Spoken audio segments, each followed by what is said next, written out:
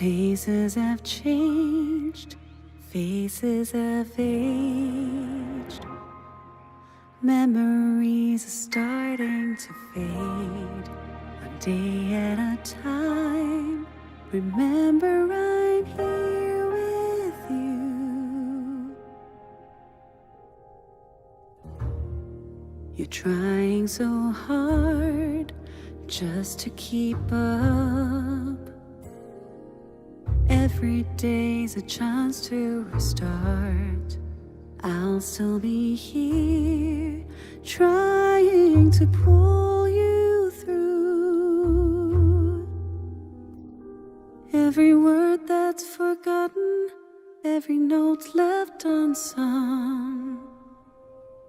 Trust in me, just hold my hand and take me with you. Bring me into a world no one else can walk through. Hold my hand, 'cause I'm still with you. Love teaches hope, that love teaches joy. Enable the ones who are frozen in time. Imagine our hearts choosing to shine on a journey that's yours and mine. Yours and mine.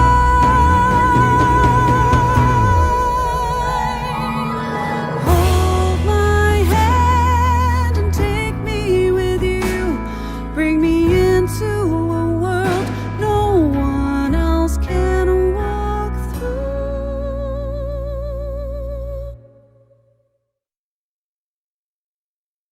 Hold my hand. Hold my hand. 'Cause I'm still with you.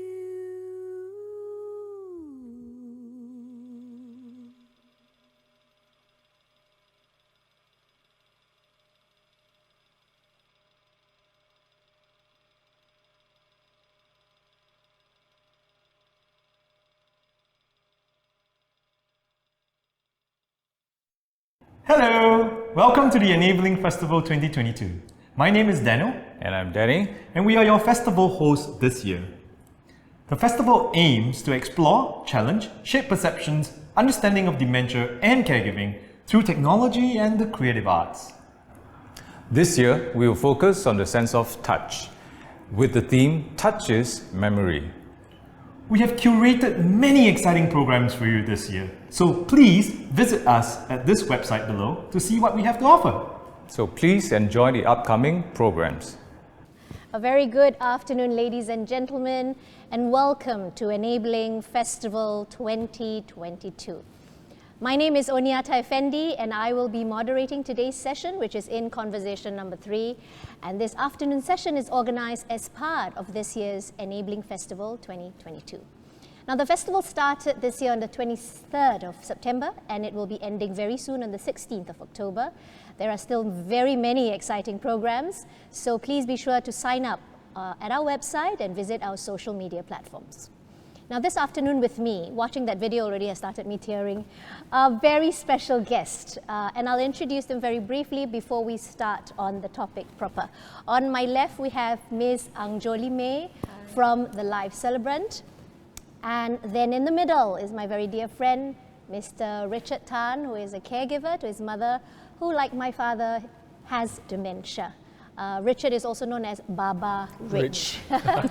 And on my extreme left is Miss Maimuna, who is also a very dear friend and my therapist. She is the director of Haya Network. Now, we're going to jump straight into this in just a bit, but as I was unpacking this topic in preparation for today, I asked myself, the last touch, whose touch is that, right? Is it the one that is going to leave us behind, the one who is dying, the loved one that is being cared for, or is it that of the caregiver? So that's one of the questions that I'm asking myself. And you know, and we know this, right? The hardest thing to do or say is usually the first hello and the last goodbye. So what I've done today to make this as compact as possible in this topic that we're sharing in such a short time, the topic is the last touch. Being the educator that never leaves me, I've packed this into a 5W1H and given the following to the panel speakers. Richard, you will be answering who and what. Angjolie, you will be answering how and why. And Maimuna, you will close with when and where. So without further ado, I'll hand this over to Richard on the who and what of the last touch. Over to you, Richard. Thank you, Oniatta. Who? Simply my mother Lucy Ng, who will be turning 86 in November. Mother who grew up with me, took care of me and my siblings, always been there for me, always jaga, touching, watching us grow up. And now, in a twist and turn of time, we have become the jaga. We look after them. We are now taking care of her as best as we can and for as long as we can. Dementia is something we never expected, and also because we always think it's somebody else's parents, somebody else's old folks. But when it comes to your own family and the people who you love, that's a reality. And so we have to cope and learn to be there for them. What do? Everything. We learn along the way. We learn to watch her slowly regress, regenerate. We get to see from a full-bodied mom who is everything and does anything, who's always the life in the house, who's always giving and telling people what to do and how we should be. And we see her talking less now.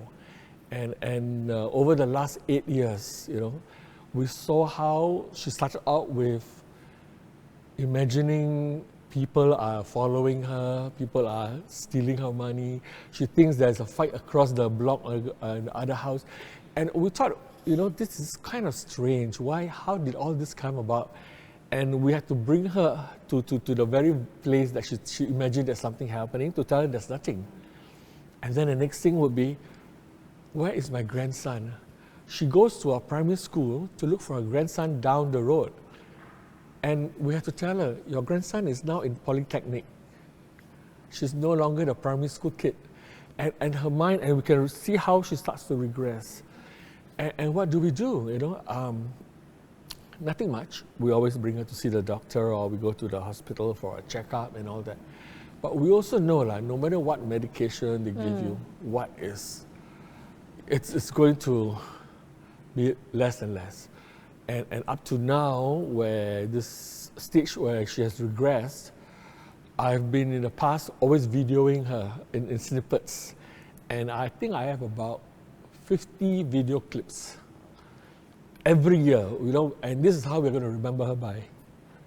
So we have to live with that. And with that, maybe I've put together something. Yeah, and thanks to Danny to help me to edit the pieces, the montage of the things that we've done, and I'd like to share them with you.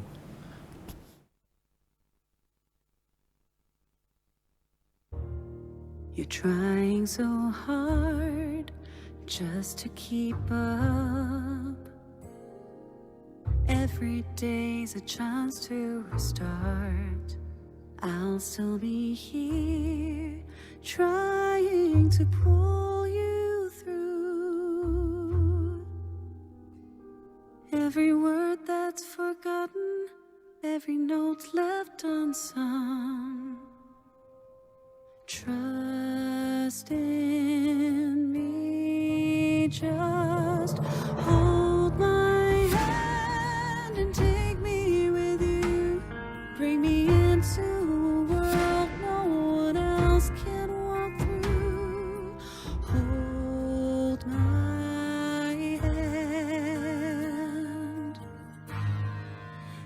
I'm still with you.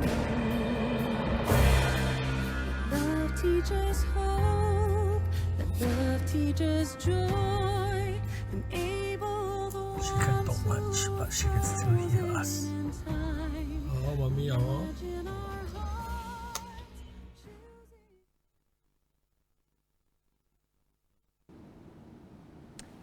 Oh, Richard, thank you. Thank you so much for sharing that. That was very, very hard for me to watch as well. I'm a caregiver to 3 elderly folk in the same house. Wow.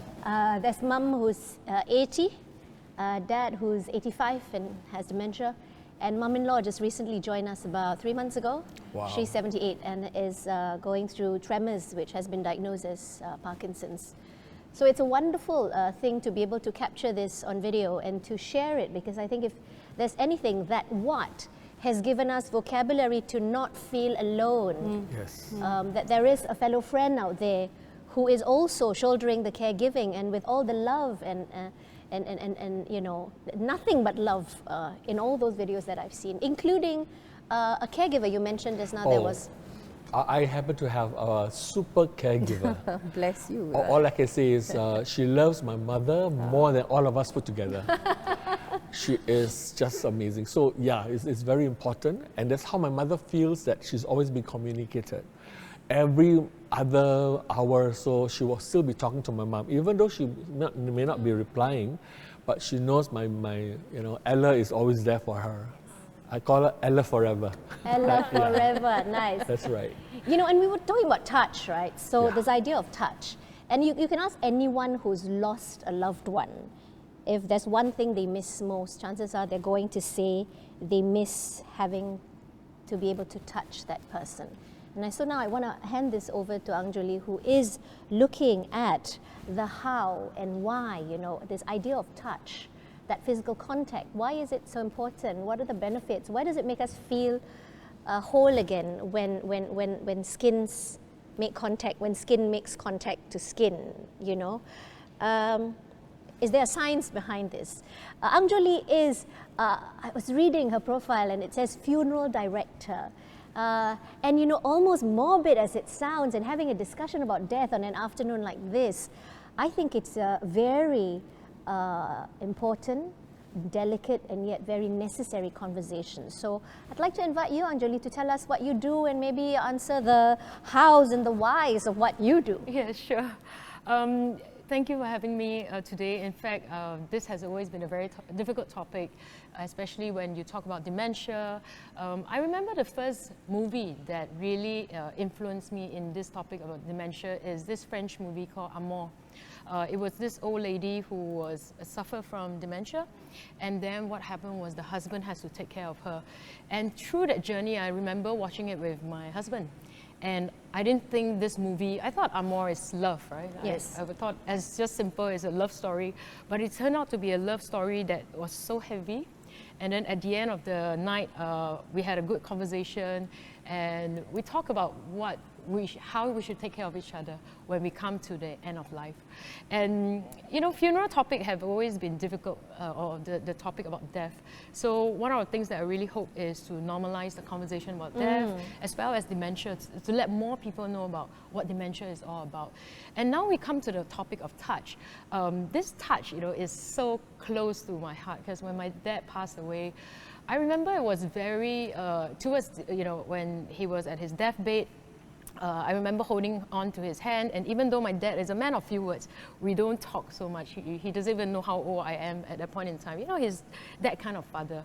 So during that last few hours, I just held his hand like I just need that, you know, that last touch. And actually to be able to hear his voice. Back then there's no iPhone and phone, so you know, Richard, you doing that is just brilliant, because I miss his voice. Like I managed to find a documentary in Net Geo that had his voice, and I was like, wow, that's beautiful, right? So it's all triggered by memories, right?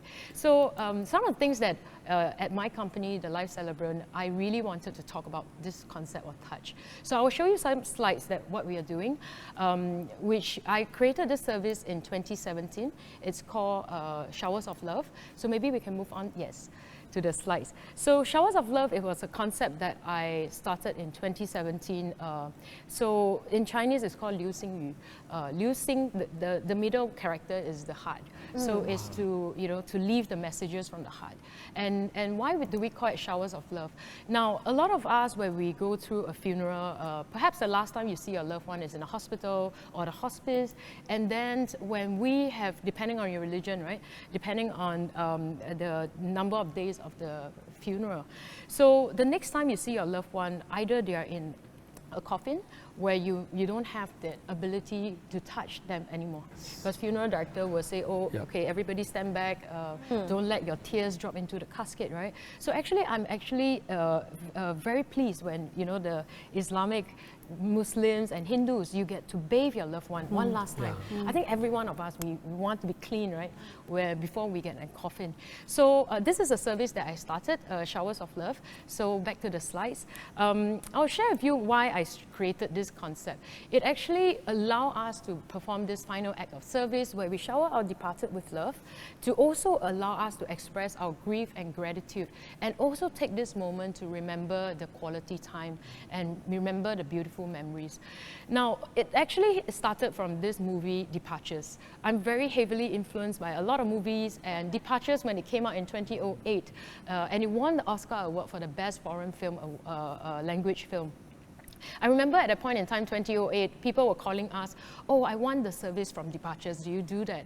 And sadly, I don't have that. But the seed was planted in my mind for many years until in 2017, when I have a venue, and that's where I wanted to curate the whole experience to allow family members to participate in the final dressing.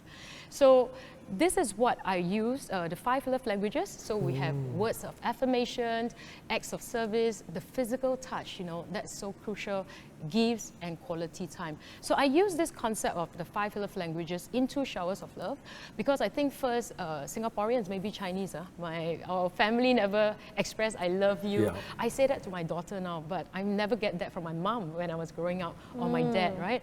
And act of service, to comb the hair, like what Richard, how you take care of your mom, that act of service is so important. Now, physical touch, you mentioned just now earlier, when we give that last touch, is it for them or for us? I think that's something we should always look at, right? And gifts, just helping the family members to put on a bracelet or earring, that's also little gifts that we do. And most importantly, quality time. Because from the hospital to the funeral wake, you realize a lot of families don't have closure during that time. They don't get to spend time. So what I wanted to emphasize was I wanted people to come into our lounge. This is cozy, where I have food, I have drinks. I wanted people to feel this is like living room. So a lot of family members say, oh, I like your living room. We have a TV now.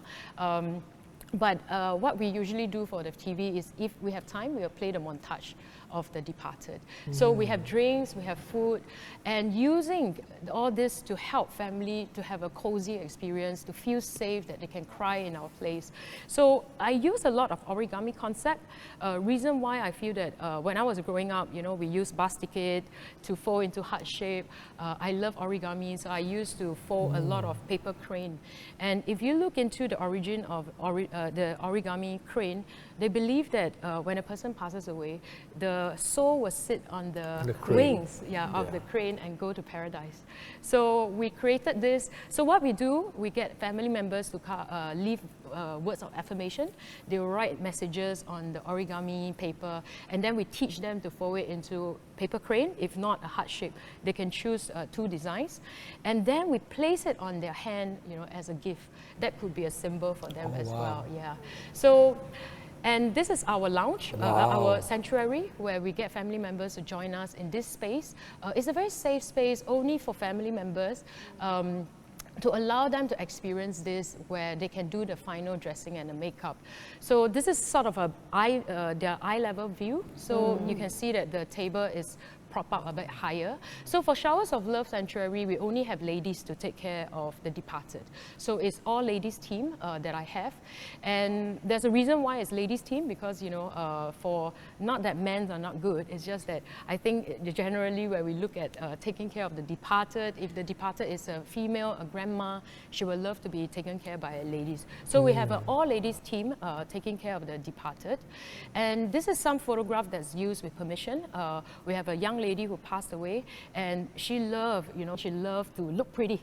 Yeah, and she really loved to go for facial and massages. So what we did was we did a shower one last time, and you can see mommy over there and the brother. And we also guide family members in helping us to wipe the hands, the feet, the face, you know, for that closure.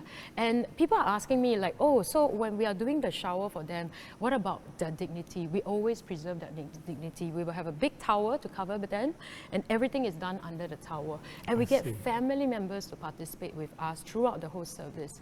So this is her, you know, at the end of the day, you see every family members come forward. They were actually applying the moisturizing lotion for her, yes. And we even have people who say, oh, I want to put nail polish, you know, so we have even different design of nail colors, even like stick-on nails, you know, whatever works for the family. I think that's super important for the families to have the experience, to comb the hair, to perform this act of service. I want to share this with you because as hard as it is, I lost my grandmother last year. So Showers of Love was a concept that I created. And I told my mom, I want to do this for my grandmother. Growing up, I grew up with her. Yeah, so she's super, super dear with me. But unfortunately, because of quarantine, she couldn't get out of her house. Her condition deteriorated. So from one person who was sort of healthy, you know, 2 weeks ago I met her, she was fine. 2 weeks later, she just had a downfall. And I feel that that was the part where I realized that old people really need companionship, you know, they need to see the grandchildren. And when I proposed to my mom, I said I want to do Showers of Love for my grandma.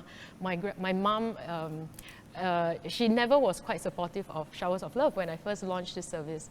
But when I asked her about me doing it for grandma, I want to do this, my mom said, do whatever you want for grandma. And here's all of us coming together to help my grandma dress.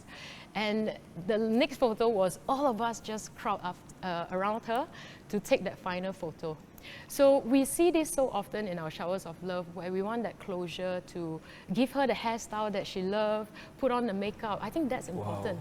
And especially we don't want the deceased to look inside the casket and like, oh, this hairstyle is not how he looks like, right? He likes. And my grandma is someone who, when she goes to a wedding, she's invited to a wedding, 2 days before she go and perm her hair, right? So she's that. Bane, and even her wedding, like all the clothes that she wear for wedding, she always wear 1 or 2 times. She will never wear more than 2 times, you know. Wonderful. Yeah, so that was something that I felt was a lot of closure. Even the son, my uncles came in to help.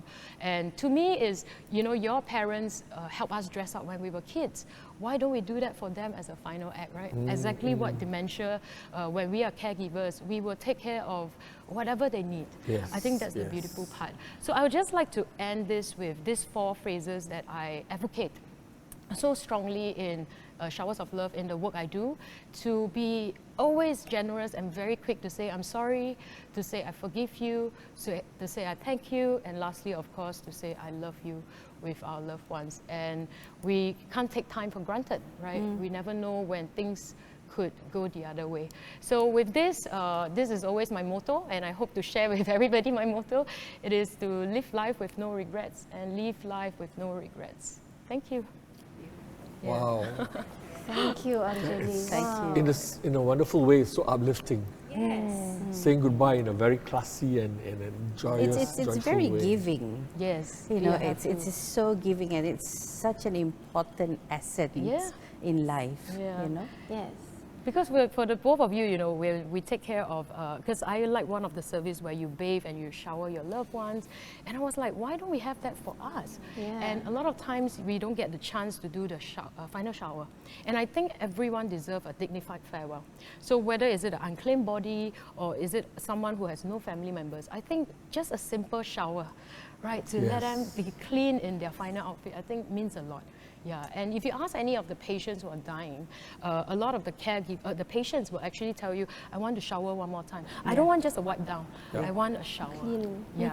Funny you say that, because just before my grandma's passing, she requested to be for a shower earlier than her time. And after that, she was well and clean. She took one deep breath and then bye-bye. Yeah, you're so right. Yeah, that closure, right? Yes. I know there's a question and answer session after this, but there are responses which I'd like to, kind of be fluid about, if that's okay with you guys, right? So someone's just asked, where is this place? So yeah, it's actually at Geylang Bahru. That's where we call it the death alley, right? So in Singapore, we have the death alley. Because if you go to other countries, funeral homes are never next to each other. But in Singapore, because of limited space, so we have like in Singming, we have Toa Payoh, we have Geylang Bahru. So this is at our place at Geylang Bahru. Okay, and my other question is, I'm looking at this, and yes, you're right, where the Muslims are coming from, there is that moment where we do clean the body. I'm just curious, who are the clients that have come to you in terms of their religion or denomination, or is there a specific group that you deal with, or specific people that you have said, no, we can't? Yes. In fact, when we first started in 2017, we wanted to offer as an optional service. But I realized a lot of people didn't want to take it up because they don't know. They don't know what they have never experienced. So I realized a lot of people are missing out on this act of service and this opportunity. So then I make it mandatory. So every client that we serve under TLC, the Life Celebrant, we will go through this Showers of Love sanctuary. It could be a full shower, or it could also be just dressing and makeup. Because we have already showered the departed when we do embalming. Yes. Then after embalming, so this step is after embalming, which is the presentation part. So embalmers will usually do 3 things. The first is to sanitize the body. They preserve the body so that the body can be viewed for the next 5 to 7 days or 3 days. Then you do the presentation. Now, what I did with Showers of Love was I take out the presentation and I allow family members to participate. Yes. So I started to see a lot of people after they've gone through Showers of Love.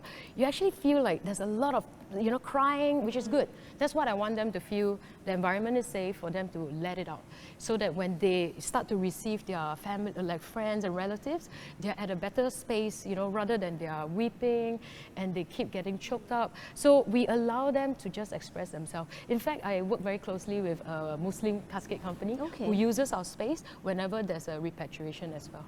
So we're open for all religion. Yeah, and funeral directors can also rent our space to allow family members to go through this experience. That's wonderful.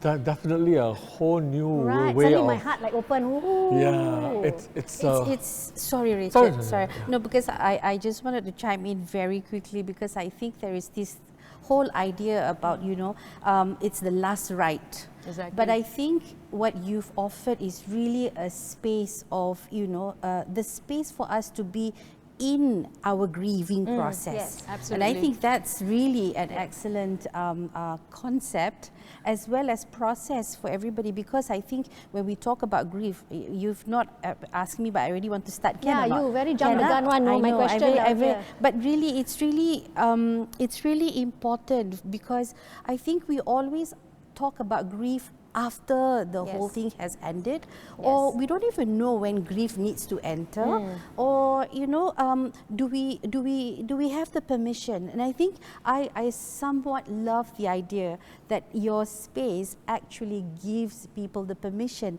to begin the process of grief. Absolutely. And just to add on to that, Mai, I think this whole cultural expectation, I mean, particularly where I'm coming from, being a Malay Muslim, and I'm going to say this and it's going to go live, there's very little space for us to grieve, because the time that the body comes back from the hospital to the time that it gets cleansed, and what the body, like a friend of mine just passed away and the body was sent back from KL. Thankfully, it was cleaned in Johor Bahru, got stuck in the jam. By the time it arrived at the parents' house, it was like 15 minutes flat. And then, of course, there's these expectations, given those sort of structure, that, we are taught that reaching out for help for grieving makes us needy and weak. And that's troubling for me, because how do we give a send-off? How do we even think of planning a send-off that embodies love and integrity and respect for the loved one that we're saying goodbye to, right? So, we can talk for 3 days, no, these sort of things, not like 2 hours, not enough. So I don't want to talk so much. I will hand this to Maimuna. You will help us see the when and where, and then maybe park this grief bit in there if you can lah. If we can lah. Over to you, Mai. Yes, thank you so much, Oni, and thank you for having me here. I mean, listening to both of you warms my heart because it's really making me, think about when do we talk about grief, or when do we talk about death, or when do we talk about dementia? Because really, when somebody is really the carer for dementia, you don't have the opportunity to talk about dementia. Your life is literally, snowballing and really moving all at the same time. But I think one of the things that I thought, you're inviting, your question is making me think, where do carers find time to care for themselves?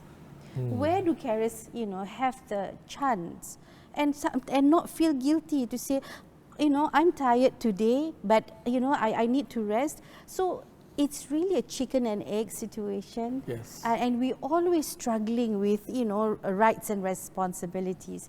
And I think, one of the things that I always hear, I mean, just recently I had a client who came in and talked to me about, she lost her mom, and of course she's closest to mom, because mom is the source of life. Before mom passed on, dad actually became demented. And she also has to deal with a sibling that has mental illness. So when she came in, she couldn't even open her eyes. And I was thinking, well, can you open up your eyes a little bit more? And then she said, I can't, because every time I open up my eyes, I see the reality of life that I don't know whether I want anymore. Because the role and responsibility of a carer is intense, which is why I think one of the things that, I always ask is, where does the grief start for, especially someone who's caring for a demented person? Does it start when the person or the demented person stop being normal, i.e. they've lost their abilities and their capacities, they cannot even remember? Do we start it then? So when I was watching your video, Richard, it warms me to see how you, continue to be there. And I think the being there is not, I think this is an understatement, being there for a demented person continuously. Yeah, never give up. I mean, you just have to continue. Absolutely. Yeah, and somehow also your gut instincts will tell you, this is what I should do now. This is what I should do before I cannot do the other things, right? Like I would have my mom at one point in time, we will be playing chubit semut, like the way we, and she will laugh. But now I can't do that anymore. Or when we make her pick up the things from the table to put in her mouth, to make her hand move. And now she can't, right? Yeah. So all that is touch, right? And then now she just wants me to stroke her forehead. And that's and that's how I was as a little baby. When my mother caressed my forehead, I terus tidur, But this is the beauty of it, and we should never stop caring. Yeah. Having said that, I think I wanted to also put it out there. For us who have good relationship with our parents before they become demented, we have had that experience. We've learned the art of touch. We can touch them. We remember their touches as well. But we have also people out there who do not have good relationship with their parents, and touch means nothing. I don't know how to touch. In fact, when I touch, is this okay or is this not okay? So a lot more doubt surface for the individual, and I think this is something that requires attending and requires talking about, and whether or not they can be given again permission to care for them in a different manner. So it really speaks to me about dealing with demented individual or family members requires us to revisit some of our relationship with the person that we're caring for. So it doesn't mean that when we do not have that relationship when we were much younger, it really doesn't mean that we cannot care. And our care, and this is an emphasis that I wanted to highlight. Please do not make comparison of how other people care and how you can care. I think we need to give yourself the permission to care with what you can and how you can. As long as you don't, from injek semut, you actually cubit, because it's very frustrating. carers need to understand that they too can experience frustration, and it's normal. So you need to have rest. That's why there are dementia support group, there this and that. So I'm very glad that in Singapore we have that provision. So we need to go and access them. Having said that, I also want to highlight, I think Oni wants me to talk about the grief cycle. There are, I don't want to do an education. All right, guys, there are 5 stages of grief. This is what Kubler-Ross talks about. But grief stages we can read. But the thing is, I want it to be broken down as to like, why does the body respond in a very strange way? And there is that wave and that comes in. Even now, as I care for my 3 elderly, right? And I talk to friends like Richard and other friends. I think some of them are online, like Norlina and Danny. There's that permission I give myself to grieve now, because every day it's a different version of that we see, and you see the memory slowly deteriorating. I mean, he's still very strong at 85, and still steady and takes care of himself. Yeah.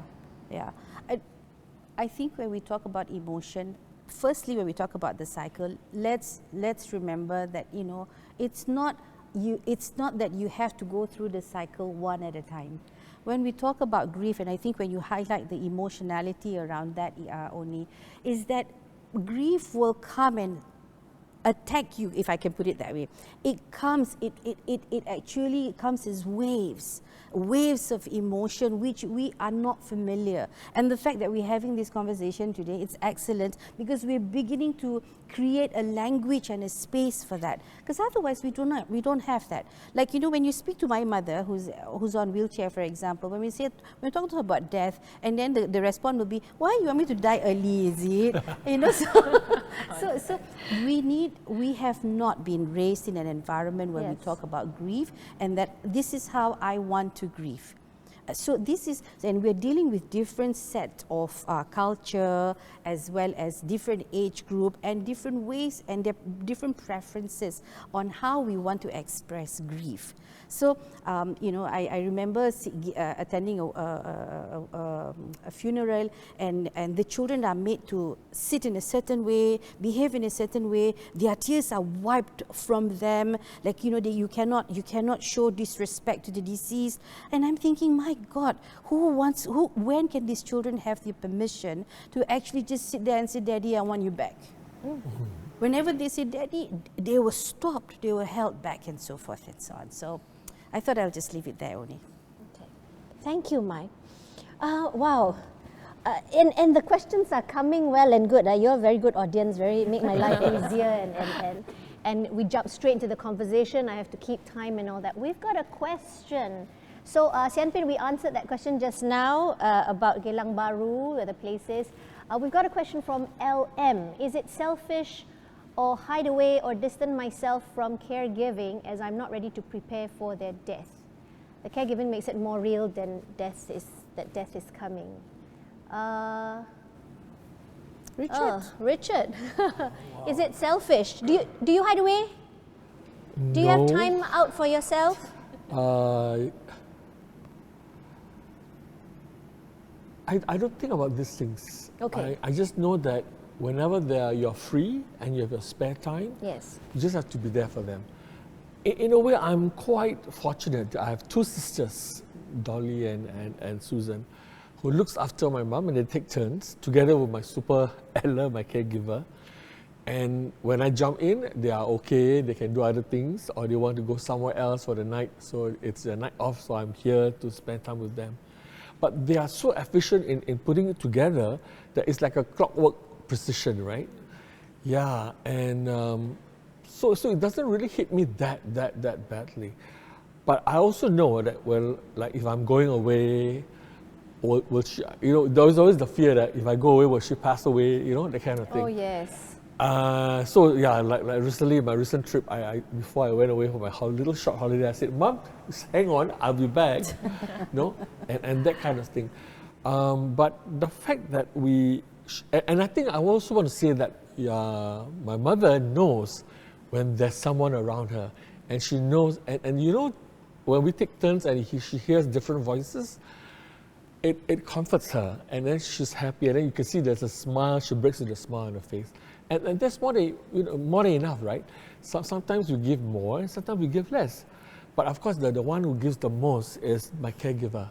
Takes her, wipes her, turns her every few hours, and the meals that come regularly, and oh my goodness, that is monumental job, monumental. Actually, if you think about it, all of you are caregivers. All of us are caregivers, isn't it?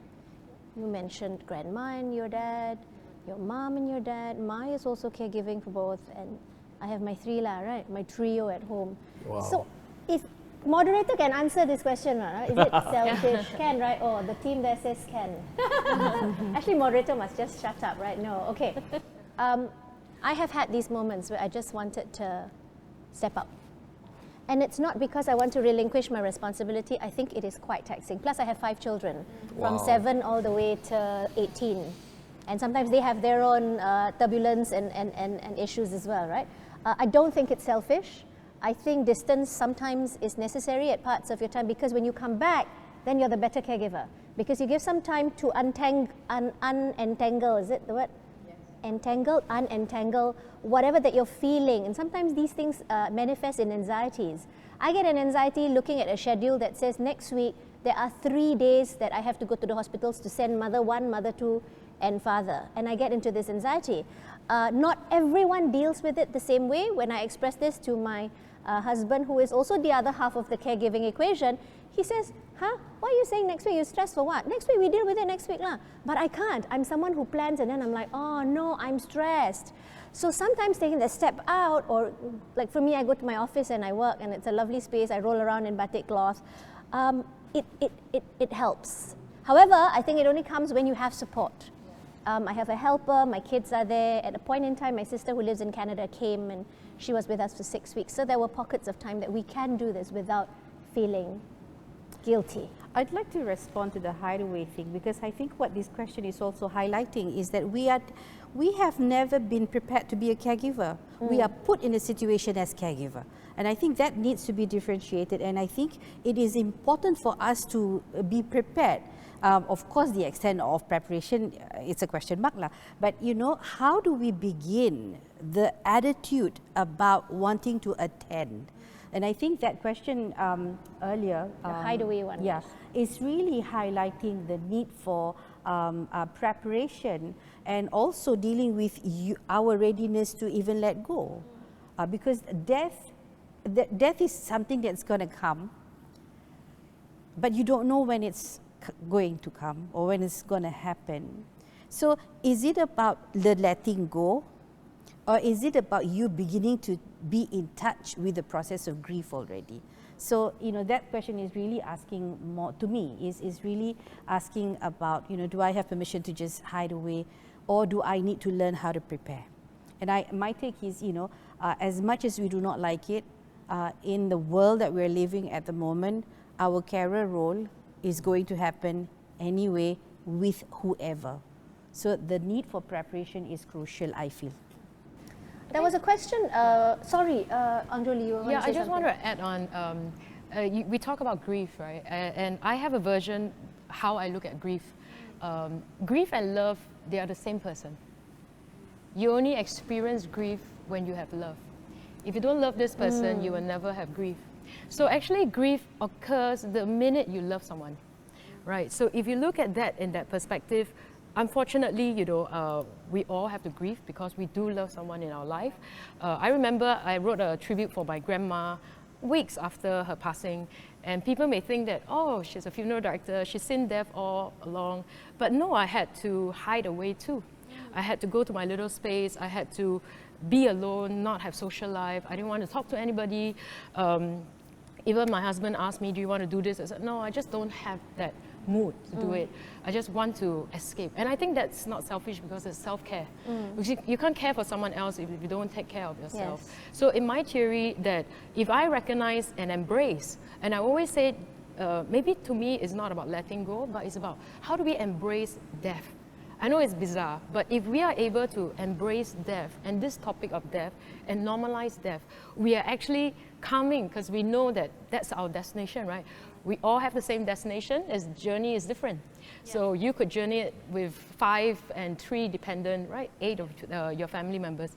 But if we are able to see death differently, and what death is always, or funeral for me is life graduation ceremony. Now, when I graduated from my life, what am I remembered for? Right, and what do I want to leave behind and a legacy? So I definitely think hiding away just because you need the self-care is not selfish. In fact, you are doing it for yourself so that, like you said, you get recharged and then you go back to your family. Better, isn't it? Yes, Clearer. definitely, yeah. Thanks, Angjolie. There was a question that's linked to that, so I want to push it down a little to the guilt question, because we were talking about leaving and you know, taking time out. How do we deal with guilt when we are away and a loved one passes on, that we are not able to be with them in that last moment? I think I'll throw that question to Mai.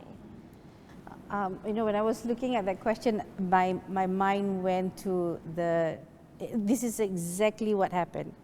I was in Iceland, having a ball of a time, looking at different weathers and so forth and so on. I received a phone call.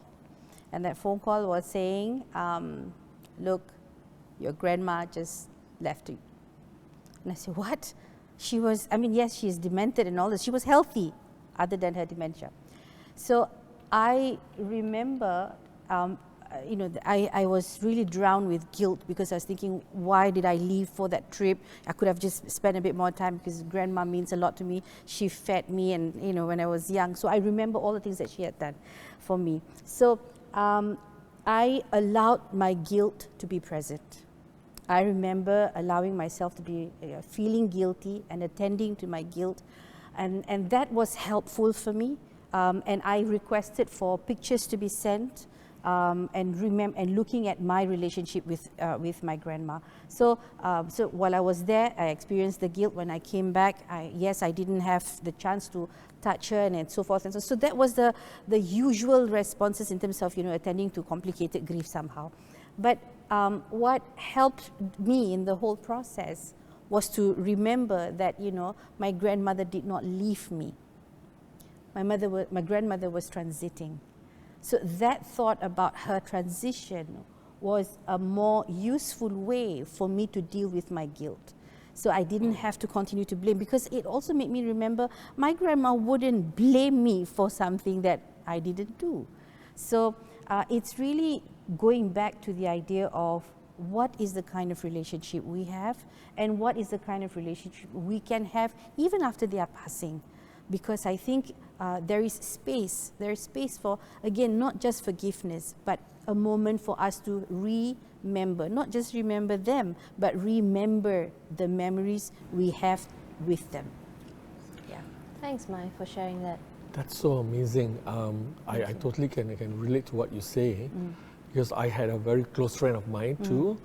I was in the midst of a full dress rehearsal for a concert, and he passed on that very morning, and you just couldn't go, right? And then you wanted to go the next day, only to find out that my friend had decided not to have a funeral, that he just wanted to go straight from the mortuary, help me clean up, and then the next day was going to be at the crematorium. And I couldn't go to the crematorium because it was the day of my show. And that was such a bummer. And how do I deal with that? He was in a travel trade. And until today, I believe that my dear friend Daniel has gone on a long vacation. He's gone on this holiday to the moon and beyond. And maybe one day I'll join him. Yeah, so I think we have to find different ways of how we can cope with that, right? Yeah. And for me, yeah, I live with that. Yeah. And the fact that he didn't want a funeral means he didn't want people to see him and come and cry around him. So that's the amazing thing, like, how we are looking at life today, and even when we know that we are going to transition, we are going to find different variations of how to cross over, you know. I like that. I'm getting vocab, transition, graduation ceremony. I think, you know, like COVID has changed the dynamics of entire funeral as well.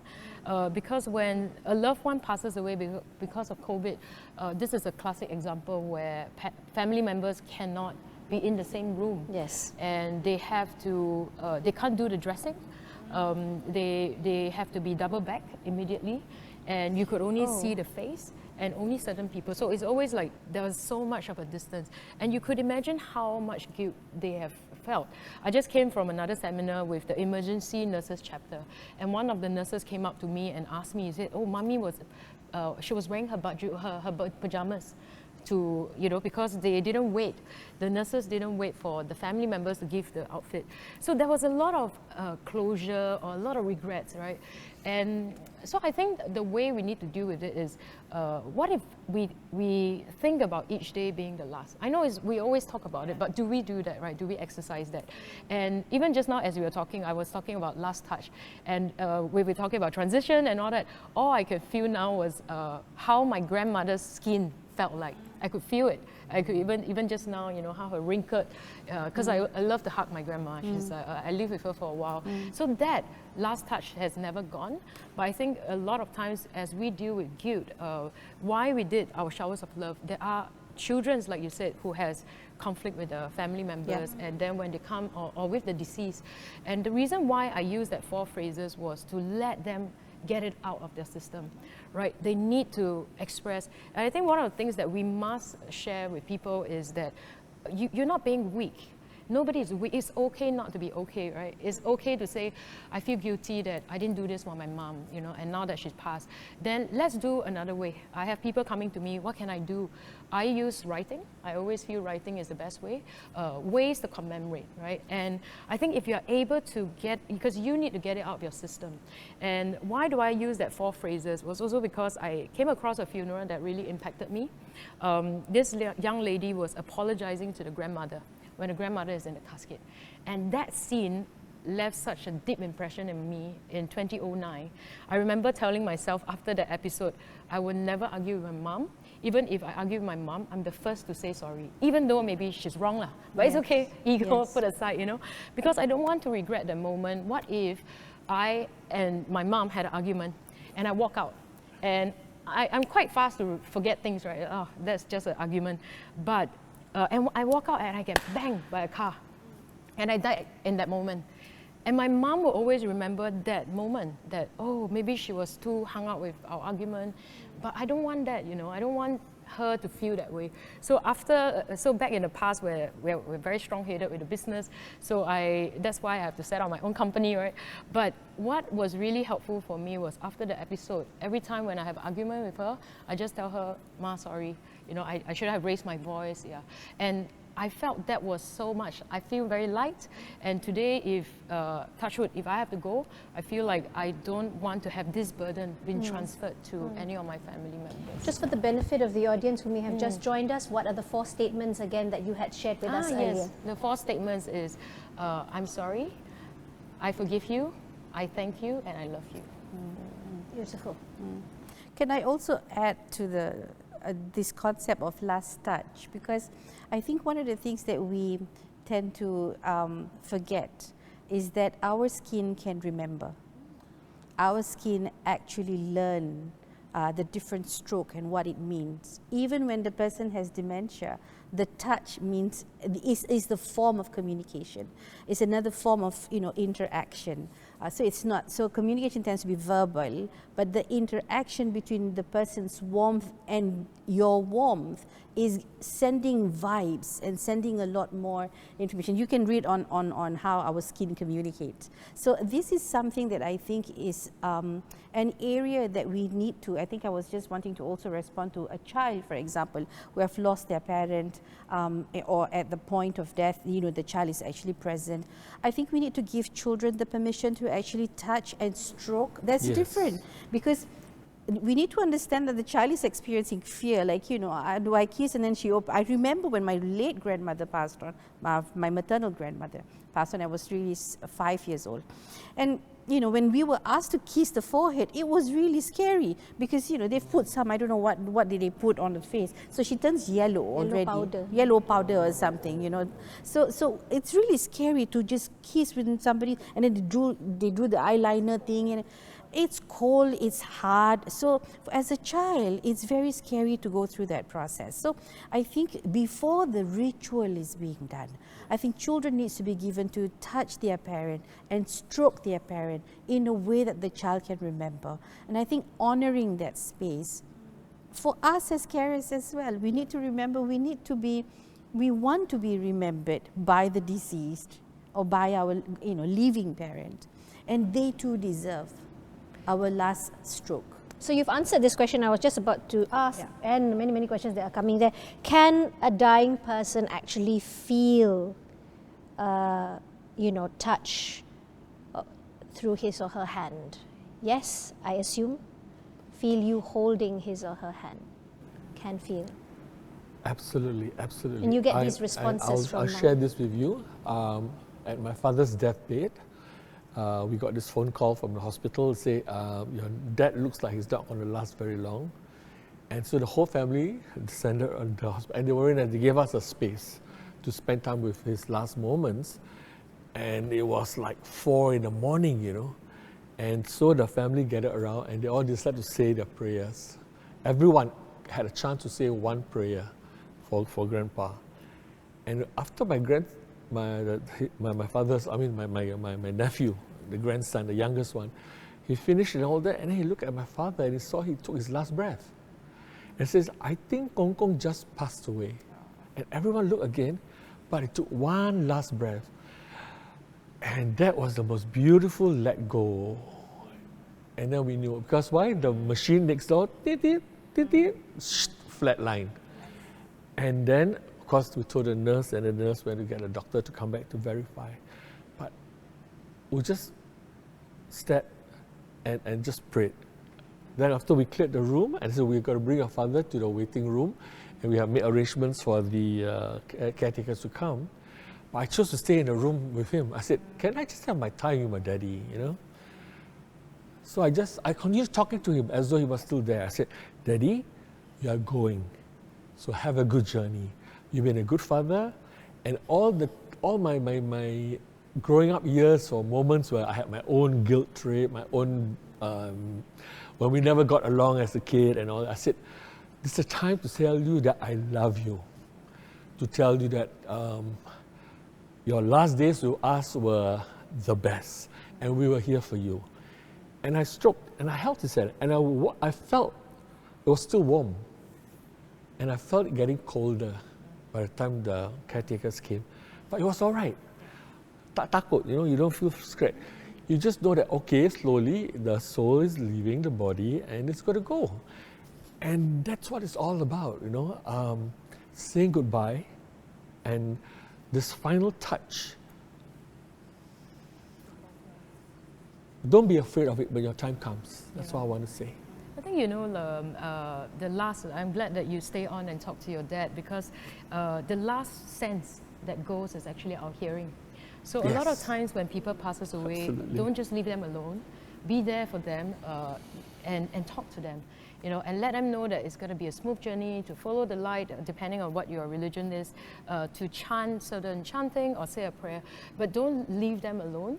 And I think they definitely will feel it. So, and a lot of times we also get family members to say who is wiping your hand, right? Oh, this is, then address them based on their name. But I want to talk about children, death, right? So children dealing with passing. So let's look at that question first, yeah? So because we've got a question from the floor. How do we, or how can we help our children or younger ones with closure when their loved ones passed away? So for example, a grandparent or even their own parent. So I actually talk about this in my book. I thought it was very interesting about how children deal with grief. When we were growing up, when we come near to the casket and we have like all the auntie uncles were like, don't stand so near. Or sometimes we can't even go. We can't even say goodbye because it's like, it's pantang, it's bad luck. But now people have changed, right? People are more aware. So one of the activity you saw, what we did was getting them to do origami. And I love to get them involved, especially children, because their understanding of death is very innocent. Yeah. So you shouldn't use euphemism. Example, you shouldn't say, Gong Gong is sleeping. So in my study, you're not supposed to say Kong Kong is sleeping. Why? Because when Kong Kong go into the cremator and he sees that's this ball of trauma, fire, isn't it? yeah, it's like, oh, mommy, I don't want wake to Kong sleep. Kong up, yeah. Yes, exactly. So you should just say that, and this is the best time to introduce the topic about death, where you tell the children, Kong Kong has died. Oh, what is died? Then explain, this is part of life, that when we are born, we will go through that. And what I love to get children involved is, tell me something that you love about Kong Kong. I need you to write down messages. And then they'll be so enthusiastic to write down. I have one that wrote, I love my Kong Kong because Kong Kong teach me how to play mahjong. Right, and then it was displayed, right? Everything was displayed. And then the next thing you should get the children to do is, now I give you another task, because children love to do all this activity. So I will get them, you go and ask other people what their memories of Kong Kong is, and you see the kids are always going around, getting people to scribble, and it was just nice to get them involved. So I think for children, definitely to keep them, get them involved in the whole journey, the process. And not to couch it with other things. Yes. Death is death, right? That's what it is. We had one question just now from Mary. Can I bring it down? We answered the children question already. Yeah. So Mary says, I'm a caregiver of an 89-year-old mother living with dementia. Is it wrong? Mary asks. Is it wrong? I am mentally preparing for my mom's death. She's very healthy still, but I don't think I can accept mom's departure one day. It's a tough one, Mary. It's a very delicate situation. I think that's what I wanted to highlight. You know, I mean, like just picking up from what my mother said when I say like, Mom, when you go, when you leave us, what do you want us to pay attention to? Like, you know, at home we have this special box. Mom has prepared this special box where she has a nice batik just for her, and she has her tudung, and she has everything all ready. And she said, when I die, please take this box. I want to be covered. So we allow her to have that process. But there are moments that she will come back and say, are you trying to make me die early? And I think it's okay to have, one of the things that I think we need to begin to have a lot more is conversation around death. Again, it's not hoping for death. It's more about preparing, and I think what Mary is highlighting is the need for her to prepare herself for letting go, and the kind of rituals that it's important for her to be able to remember Mom in a unique and special way. So I think we need that space to begin with, because grief is very different from everyone. And I think I believe in honoring the caregiver's way of grieving and way of letting go. And I think we need the permission. We need the permission to be able to say to Mom, and you know, I said this sometimes to Mom. I said, Mom, I may be strong, but I know I will actually cry like a baby because you're my mom, and if you're going, I will want to be able to cry. And I know she knows I am strong, and she wants me to be strong because I know I will be managing her funeral and this and that. But I think just that conversation to let Mom know that while you are transiting, I want you to know that I will cry, but I will still manage. You know, so it's both that complex situation for us to be dealing with. I have a sister who is 11 and a half years older than me that lives in Canada. So I think it's tough for her as well. So she was here in June, I think May, for 6 weeks. And we had a very difficult conversation. Because how do we discuss death with a sister who's far away? It's 30 hours to get here. So we had to have this difficult conversation that was, that allowed guilt to be there, fear, particularly. I think when you trickle all the emotions down, it's fear, isn't it? Fear of not having done what is right, fear of not having done the best, fear of not being good enough or done enough, you know. So we had this conversation, and she said, simple, if anything happens to Dad, and doctor says, or Mom, it's not looking good, I'm flying back, she says. And I think as a caregiver here, I needed to hear that. However, she said, if it hits and I have no time, you're in charge. And and you go ahead and do what you need to do, but I'll be there. And now with technology, and we learned it through COVID as well, right? That how hospitals had dealt with death when a family can't come in, and and she says, I need the video on throughout, so please charge your phone. And these are morbid conversations. We don't have it with our parents. I hope my mom and dad are not watching this to a certain extent, because I think they're probably saying, oh, what are you talking about my death? Huh? But the thing is, for the caregivers, it's a very difficult conversation. And also, the other conversation that I'm having with my husband was about the Muslim funeral and how it's so quick, and we're not given enough time to process that grief there and then. You've got to hold it in. You've got to hold it in. If the bus is coming, you're getting on that bus. Who's going? And then that's it. And the crane is putting all the soil in, and another family comes through, and you're going. That's it. And then you come back to a house, and you realize, and this is something my friends who've lost their parents said, you realize that your role as a caregiver has come to an end. And that's that last touch too, with your own role. That's right. How do we deal with that? And that probably calls for another discussion, right? Enabling, we've got to enable that discussion. But it's not going to get easy, and I think we are allowed to live in that moment of unease, even if it means we swim with a bit of fear. Right, Richard? Wow, I mean, listen to what you say, it really touches my heart, it really touches my heart. With my family, we have a very different way of dealing with that. I'm preparing my family that, yes, inevitably, mommy will go one day. And we also want to tell mommy it's all right to go. I think in Chinese, we have this term called kiasi, means afraid to die, because nobody telling my mother how to cross over, where to go. So she's always holding back, and I think for the longest time she's holding back, fighting all this time, even though the suffering she's going through, right? So we actually sit with her around and hold her, and then we all make little conversations for her to hear. Mommy, it's okay when daddy comes and get you.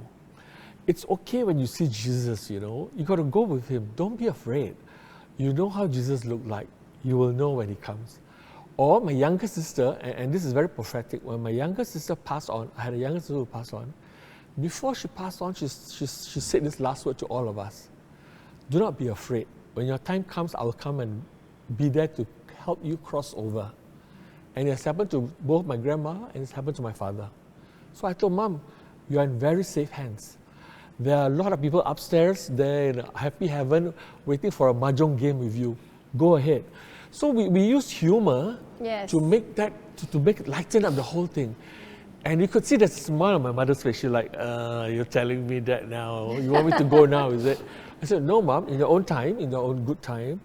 But we laugh about it, like say, it's very beautiful, what? You don't have no more suffering. We also have no more suffering. We can get on with our lives. But in a very loving and caring and happy moment, right?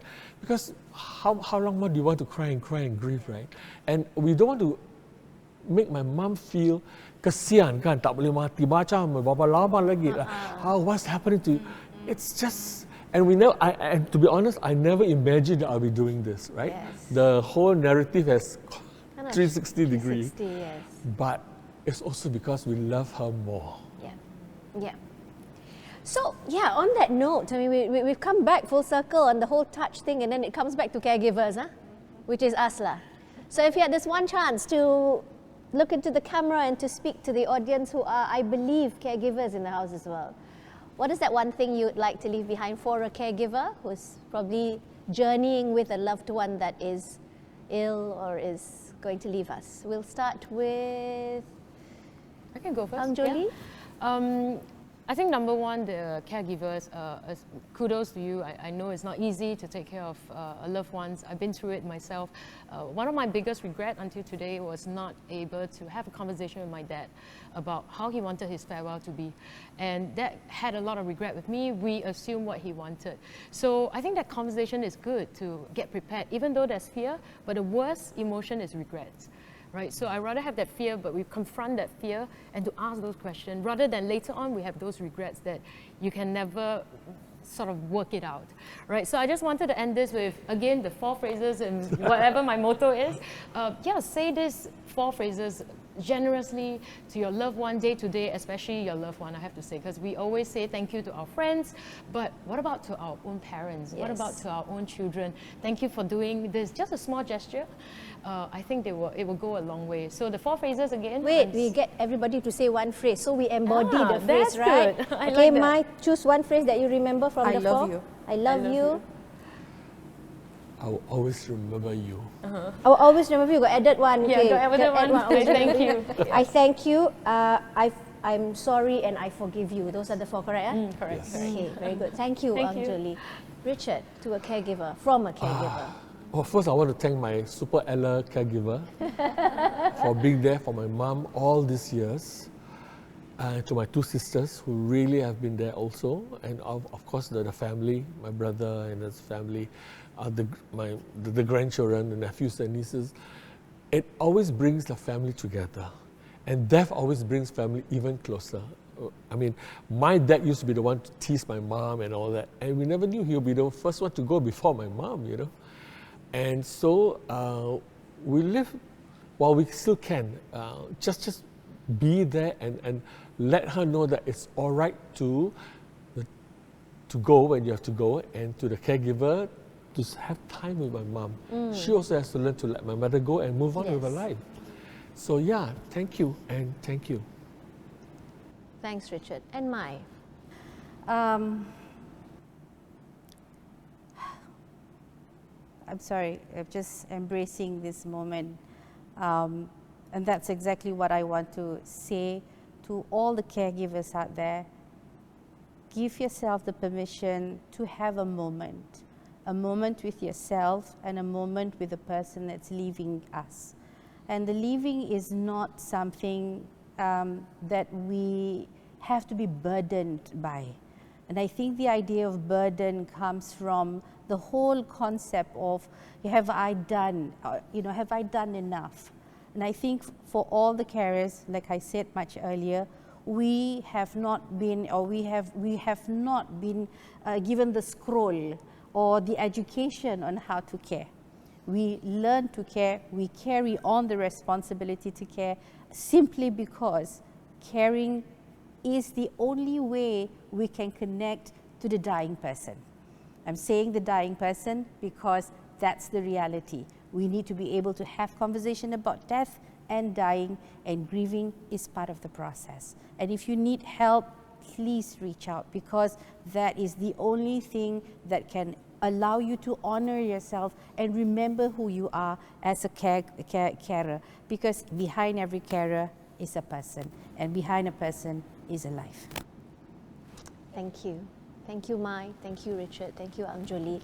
What a lovely afternoon, isn't it?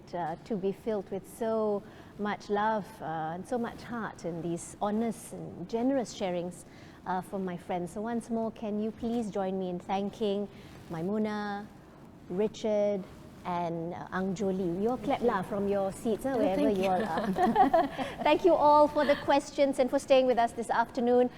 Due to time limit, we will not be able to take any more questions that are coming, but do keep them coming, because I think the Enabling Festival is very interested to hear your concerns, and you can do so by just writing to enablingfestival@gmail.com, and the team will try to respond to you as soon as they can. Now lastly, we hope that you can help us with completing a very simple survey. The QR code can be located at the end of this video. This will enable us to improve and also fulfill our funding requirements. So we hope you can help us. Now the festival is running till the 16th of October 2022, and we have events tomorrow as well as next week at the National Gallery of Singapore. Do drop by. In the meantime, take care, stay safe, hug your loved ones, and we'll see you at the next Enabling Festival. Bye-bye. Hi, my name is Daniel, And I'm Danny. and we're the founders of the Enabling Festival 2022. We hope you can support us by pledging $1 to the Enabling Festival via the link below. That's right. This $1 will enable the festival to further its cause and implement initiatives for collective impact. which has societal benefits for the dementia community and caregivers. Dementia is a very real issue that could happen to you and me.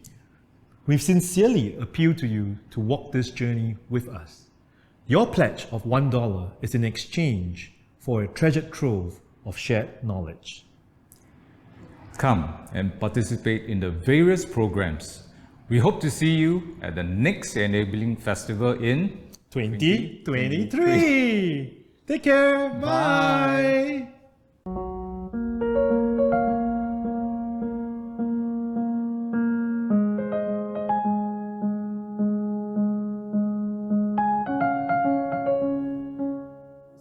Hold my hand and take me with you. Bring me into a world no one else can walk through. Hold my hand. 'Cause I'm still with you. Thank you for watching our program. We hope you can fill in a simple survey using the QR code provided. This will help us to improve as well as to fulfill our funding requirements from our various sponsors. Thank you. If you wish to find out more about the Enabling Festival 2022, please visit our Facebook page, Instagram, TikTok, and website. To connect with us, please drop us a message on any of our social media platforms. Take care and stay safe.